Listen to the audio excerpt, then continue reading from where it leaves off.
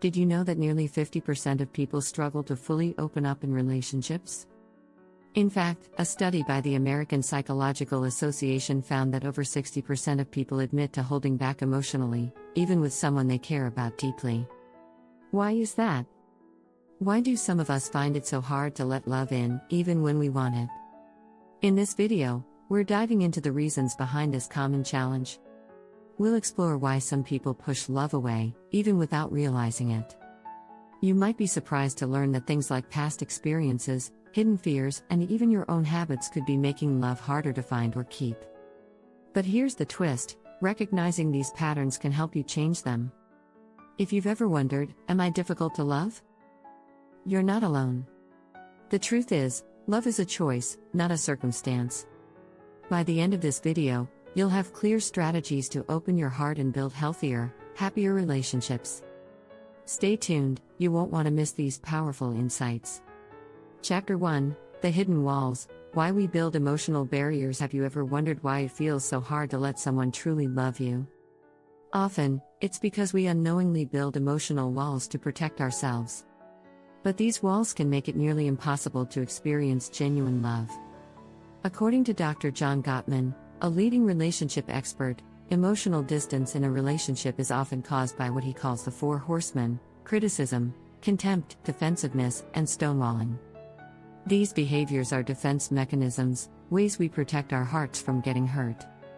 One reason we build these walls is fear. Fear of being vulnerable, fear of rejection, and even fear of getting hurt again. In fact, a study by the American Psychological Association found that people who have been through trauma are more likely to develop emotional walls to shield themselves.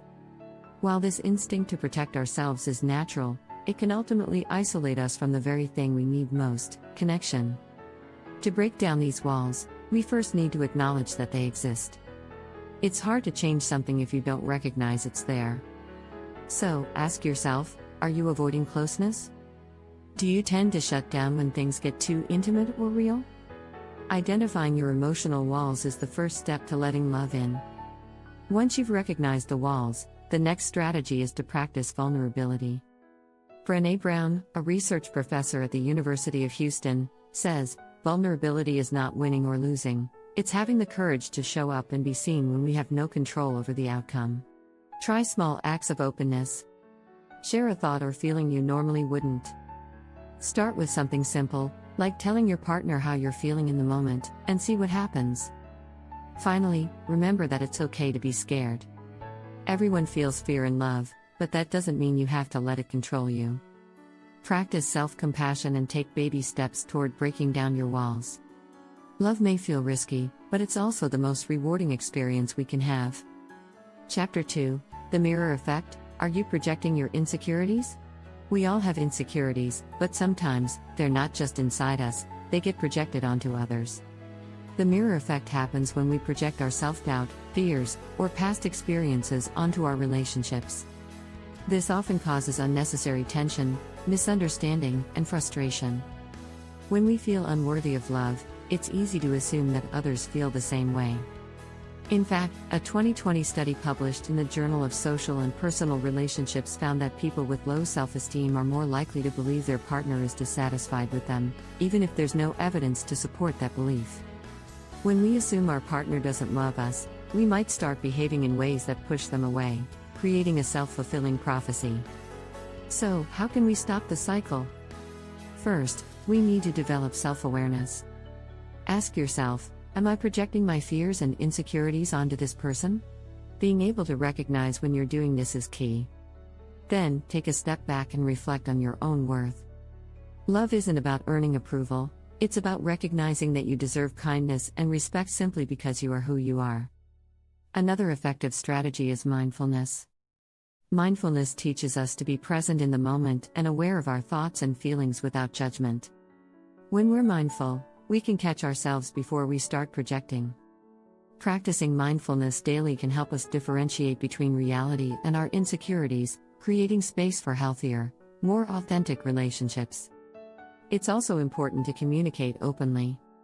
If you're feeling insecure, talk to your partner about it instead of assuming how they feel.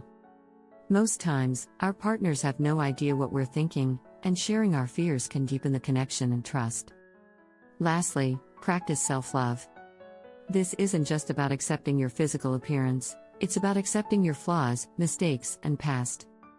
According to psychologist Dr. Kristin Neff, self-compassion helps us to be less critical of ourselves and others. When we learn to love ourselves, we're less likely to project our insecurities onto others, making it easier to love and be loved. Chapter 3: The Overthinker's Trap. When your mind becomes your worst enemy, do you often find yourself overanalyzing your partner's every word or action?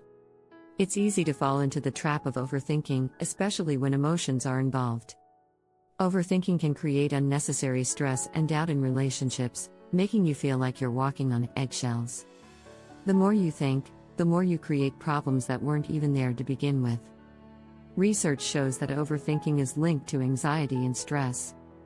A 2017 study published in Personality and Individual Differences found that people who overthink tend to have higher levels of relationship anxiety.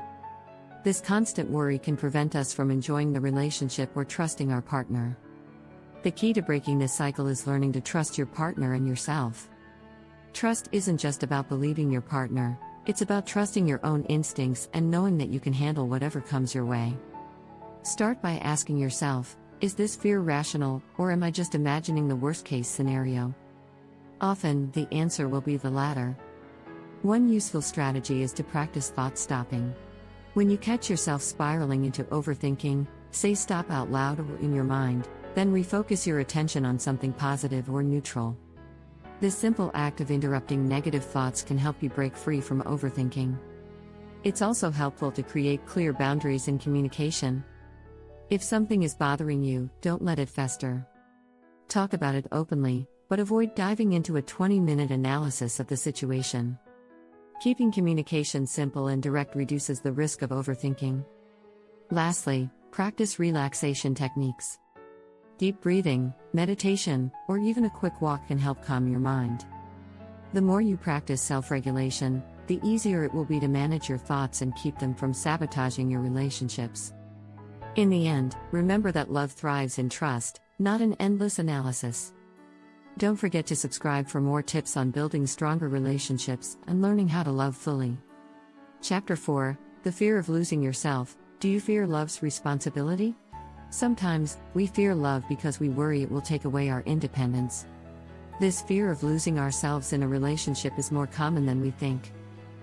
According to a study published in Psychological Science, people with high levels of fear of commitment are often anxious about losing their freedom and identity.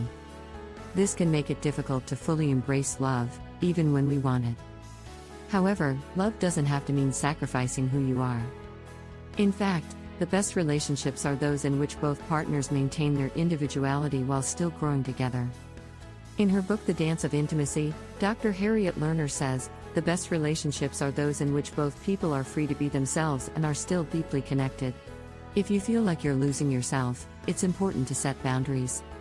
Healthy relationships involve balancing togetherness and independence. For example, make time for your hobbies, friends, and passions. This doesn't make you any less committed to your partner, it simply ensures that you continue to grow as an individual. Another strategy is to communicate your need for space openly. Let your partner know when you need time for yourself and explain that it's not about distancing yourself from the relationship, but rather about recharging and staying true to yourself. Clear communication helps prevent misunderstandings and builds mutual respect. It's also crucial to examine your past experiences. If you've had relationships where you felt smothered or controlled, that fear of losing yourself might be rooted in those past dynamics. Recognize these fears and work through them so they don't affect your current relationship. By reflecting on past relationships, you can learn how to create healthy boundaries and stay true to your core values. Finally, remember that love is about growth. The right relationship will help you become a better version of yourself, not a diminished one.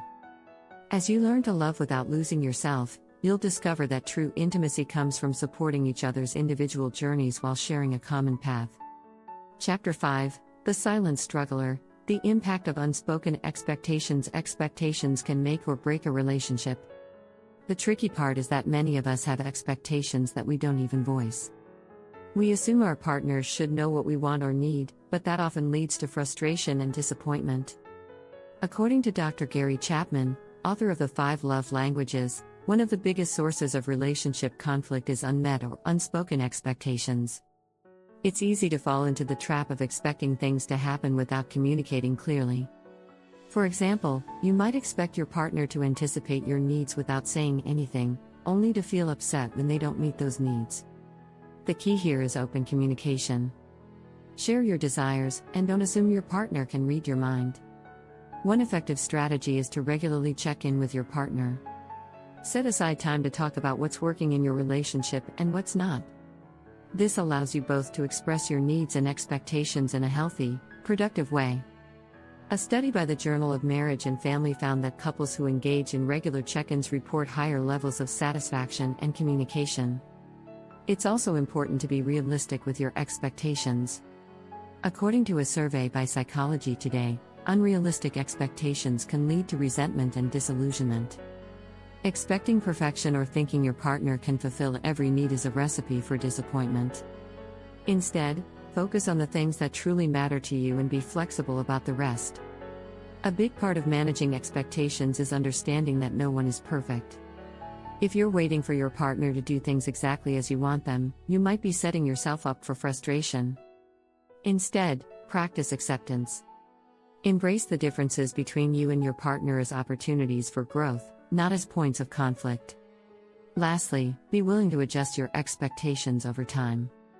Relationships evolve, and so do the needs of both partners. As you grow and change, your expectations will shift too. Being open to change in your relationship can help prevent future misunderstandings and keep your connection strong.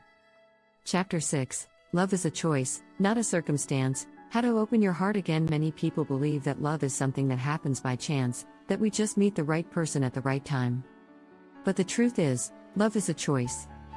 It's something we actively decide to give, not something we passively wait for. Dr. Harville Hendrix, in his book Getting the Love You Want, emphasizes that love is a conscious decision to create a connection, not just a random feeling. The first step in choosing love is to let go of the idea that love should be effortless.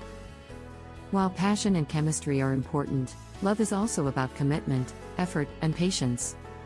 A 2016 study in Psychological Science found that couples who view love as a long-term commitment rather than a fleeting emotion tend to have healthier, more lasting relationships. To open your heart again, it's important to address any past wounds or heartbreaks. These experiences can make us hesitant to love again. A key strategy is to practice forgiveness, not just toward others, but toward yourself.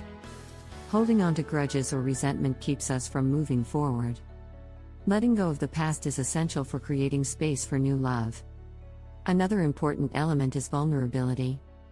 As Brené Brown so wisely said, vulnerability is not winning or losing, it's having the courage to show up and be seen when we have no control over the outcome. Letting your guard down and allowing yourself to be vulnerable in love is the path to true connection. It might feel risky, but it's also the only way to experience the deep intimacy that love can offer. You also need to be proactive. Love isn't something that happens to you, it's something you create. Take action by showing kindness, respect, and affection to your partner. Small gestures like a thoughtful text or a kind word can build a strong foundation of love. Finally, understand that love is a choice that requires ongoing effort. It's not a one-time decision but a commitment you make every day. When you choose love, you choose growth, connection, and the chance to build something beautiful with another person. Don't forget to subscribe for more relationship insights and tips on building a happy, healthy connection with the people you love.